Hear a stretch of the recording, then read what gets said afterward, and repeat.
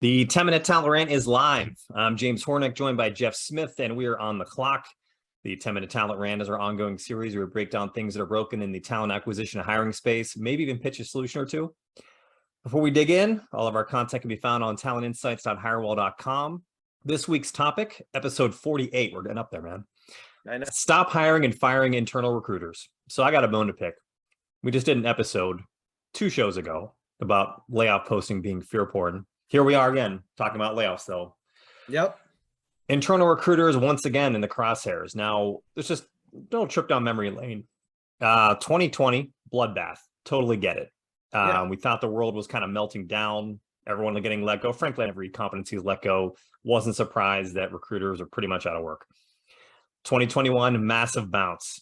Salaries for recruiters up 30-35%. It was like clear to anyone who was paying attention is probably like an overreaction, but here we are, 2022, it's deja vu all over again. While I think like layoffs overall, the discussion around it have been overdone, the TA sector, recruiters are twice as likely to have been cut than someone in tech or some other section, just based upon the data we're seeing off sites like layoffs.fyi and whatnot. Yeah. I mean, there are counterparts, so it's definitely top of mind, but this downturn specifically, it was the exclamation point for me when we were planning this. I was like, we're doing this. As quickly as recruiters got fat, they got laid off. It happened again. A disproportionate amount of these layoffs were recruiters, and companies continue to insist on spikes. I don't know if it's the companies or if it's specific TA leadership or HR leadership or that hierarchy, which we've talked about at length. Like, they insist on everything being FTE.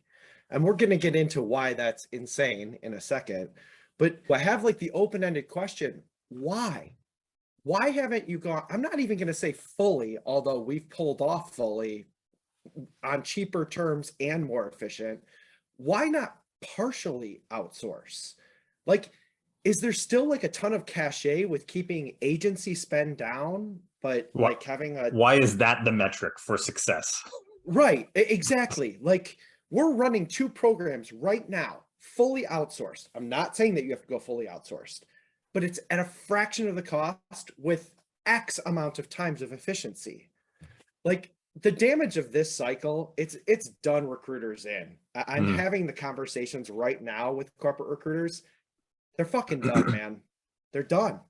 Yeah. They're getting wise to the show. 4 years ago, if you would have told me that I would have my pick of the litter of corporate recruiters to come over to the agency side, what would you have told me? No one does that, right? Like, it's always in our mindset. You start an agency, then you go internal, no one goes back, but it's happening constantly. At least for us. I did it 7 years ago, and my wife told me I was insane. I probably was. Like, in some ways, I guess we should be thanking, the market for treating other recruiters as disposable, but it also explains still why when you go and pay those fees, the best recruiters sit on our side because they know that they can make their own path, so to speak. Yeah. Now, again, we're talking specifically about full-time employees for temporary demand. I think that's kind of a key thing. Yeah. Another kind of key part of this is just keeping in mind internal recruiting. Like, you look at like an entire organization, not just talking recruiting, but HR, marketing, sales, all these other areas. Internal recruiting is the only area where headcount stability is a bad thing. Right. So you can be a really successful company. Everyone loves their job. Everyone makes money. Everyone gets the bonus. You're running a profit in marketing, in sales, and tech, in whatever area, except for recruiting. If you don't have seats to fill, you literally don't have anything really to do. And I think it's just kind of understanding what the difference is there. Now, the normie take, someone might say something stupid like, wasn't that the cost of picking a career as a recruiter? Right. I promise you HireWell has less turnover than you. We have 120 people on staff. I can count the number of recruiters who have left us this year on one hand. We tried. We couldn't get to the 5th, honestly. Yeah. My question is, do some leaders not understand hiring spikes are temporary, or do they really think it's going to go on forever? It's a scary question because you'd have to think that somewhere, some way, there are people that say yes to that answer. Like, no, it's not temporary. they're real. Fluctuations are going to be real in hiring and they have to be accounted for. I personally, it's literally impossible to always be hiring. Yeah. Literally. It's why professional services exist. It's why we have the big four. Right? I mean, maybe it's on us. Maybe external recruiting just needs to, rebrand and put a bunch of nice, PowerPoints together and data visualization tools to show you a candidate profile instead of a resume. Look, the bottom line is you spend the same amount of money or less to worry about anything in the right setup. So I personally think it's just maybe a lot about control. Some companies, or again, sometimes these leaders, they can't stomach letting go of the control and just kind of letting the professionals run the show. Maybe they've had a bad experience down the road. They didn't properly vet a partner and, they got taken for a run on a contingent bloodbath and got bled out. I get it. It's happened.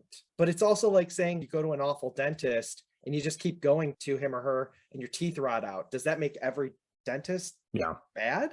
I don't think so. And it's just not 10 years ago. There's a ton of great firms, us included, who are out there doing interesting stuff that are also fiscally responsible with your money. So gets into the cost effectiveness, right? We have people that can step in, hit the ground running, execute, and work ourselves out of the job, like you said. It's part of our pitch is that, Yes. Kicker. Then we're incentivized to come back next time there's a spike because we scratched each other's backs. So you're bringing us back, not only because we did a good job, and we already know your pitch. We have domain knowledge. We're already set up to handle your environment. So that FTE that you just riffed, definitely not doing that. So shameless plug, hit us up. Another angle I want to attack this from is efficiency or the lack thereof. So let this sink in. Recruiters fucking hate busy work. Don't we all? Doesn't everybody hate it, right? Because there's going to be some people that say, well, recruiters do more than they recruit. They do all these other process elements and blah, blah, blah, blah. True. I'll get back to that. But if you're a TA team, your people out there are in meetings all day, they're running integration projects, you're not hiring the best recruiters to begin with. Not saying that work isn't important, not saying someone doesn't need to do it. But if we're talking people who get off on relationship building and headhunting, and this is what they do, this is their core, these are the people who are going to land to your team. They're not spending 30 hours a week messing around with process and greenhouse configuration. So those are different people, right? That aside, I get the desire to the thought process behind building internal knowledge bases, but you're doing the opposite when you're just hiring and firing a year later, just the amount of time it takes to train people on processes, to build internal relationships, to understand how that stuff works, to understand the hiring manager's preferences and whatnot, and poof, it's all gone. You're taking 2 steps back. It's not more efficient. It's painfully inefficient versus having a long-term partner that can handle those spikes when you need them, like we've done with literally hundreds of other organizations since I've been here. It just goes right out the window when you take this mindset of everything has to be full-time employees and we'll just cut them whenever the hiring tapers off. I've been in that seat. The conversation literally is, if we don't have recruiting going on, the recruiters can do other things. Why not just hire a fucking project manager? Why are you hiring a recruiter? Yeah.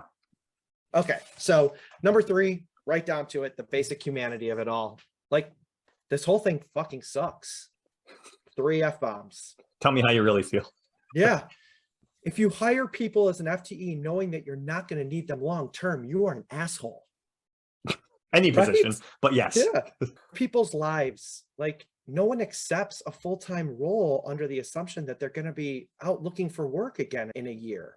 This is real. We all walk into stuff knowing that there's not guarantees, but we enter into this stuff in good faith and that we don't have to do this all over again. So what's killing me is most of the places that are cutting in short order, especially recruiters, are the same high-flying tech orgs that have been prancing around the last year, promising the world that their culture and their progressiveness and their spare me. It's nauseating. Either you're an asshole, which fine, or worse, you're delusional and have absolutely zero business running any of these organizations. Again, our counterparts are getting wise to it. I've got a whole team of on-demand recruiters who do this exact type of work, who are yeah, this stinks, I'm out. And now they're working at HireWell. Yeah. Some takeaways real quick. You got really worked up this week, Jeff. This one really hit home for you. So there's really two takeaways. And my advice is real simple. We're not saying not to hire internal recruiters. I'm saying build your core team, the team that's going to do all the process work and the team that's going to basically whatever your known hiring needs for are going to be on a tapered regular level. Find effective partners for the spikes. You know the spikes are coming. Don't hire full-time employees for the spikes. Find a good partner that knows what the hell they're doing, that can learn your culture and come in when you're needed, work themselves out of a job, and come back the next time they need to. It's what smart companies do in literally every other area of professional services. Right. Yep. The cross-functional aspect of things, I dumped on it, but I also think like you can turn to other things, but don't make it be an integration. Make it customer success oriented. Make it relationship based, like really veer towards those areas of strength that a recruiter actually like performs it. I mean, when your business gets crushed, if something like that happens, it's really unexpected. Yeah. Hang on to your customers like grim death, like use the relationship managers to your effect. And honestly, the caveat here is you don't want recruiters who don't want to recruit. Like nothing is less efficient than a bunch of recruiters running around trying to do non-recruiter work. Yeah. We are short on clock. That's a wrap for this week. Thanks for tuning in to 10-Minute Talent Rant. Once again, part of the Talent Insights series, always available for replay on talentinsights.hirewell.com, as well as YouTube, Apple, Google, Spotify, and Amazon's podcast. Jeff, thanks again as always. Everyone out there, see you soon.